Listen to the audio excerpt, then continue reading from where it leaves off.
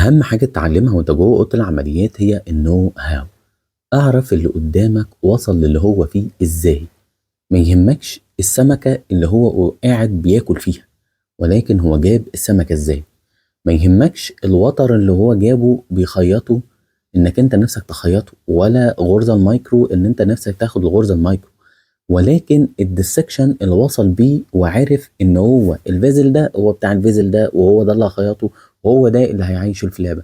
او الخطوات بتاعت العملية واحد اتنين تلاتة، الديسكشن ده بيعمله ازاي، وازاي وصل للايدنتيفيكيشن للاناتومي والسراوندنج اللي هو وصل له، والديسكشن بلين هو ليه اختاره، ولا بيكون فاريانت من واحد للتاني، ولا حاجة بيرسونال اكسبيرينس. وميز ده وكون جاهل مرة، ما تكونش جاهل كل مرة.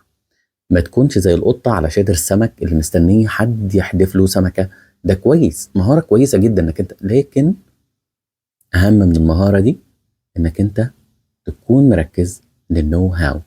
تعرف هو اللي بيميز الجراح اللي قدامك دوت الفكرة اللي عنده، ولا الديسكشن بتاعه، ولا النولج، ولا الكومبو ده كله، ولا في آلة من الآلات مثلا هو معاه مش موجودة في الآلات التانية، هي اللي مسهلة الموضوع وهي دي التكة في العملية دي. تدور دايما في أي عملية على النو هاو. ما تضيعش وقتك في إنك أنت تقعد تتعلم في بني آدم إزاي تصلح أو تعمل حاجة معينة لأول مرة. أنا شايف دي حاجة تعملها في ويت لاب. عايز تتعلم غرزة معينة، هات الخيط والإبرة بتاعتك واقعد تتعلم فيها في أي مكان مع السينيور بتاعك وتعلمها. ولكن جوه العمليات ركز للنو هاو. واحد مثلا قال لك احنا داخلين استكشاف يبدو عندنا كات ريست في فول هاوس وكل حاجه متقطعه قدامك، اتعلم منه مهاره ازاي بيعمل ايدنتيفيكيشن جوه العمليات.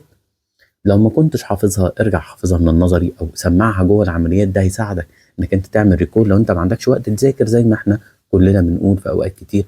مع ان لو ركزنا هنلاقي دايما وقت لكل حاجه، ولكن جوه ركز السينيور اللي معاك او قائد ترابيزه العمليات ازاي عمل ايدنتيفيكيشن وعرف كل حاجه جوه اوضه العمليات ازاي. You know how. This is the key to be good surgeon practicing good science.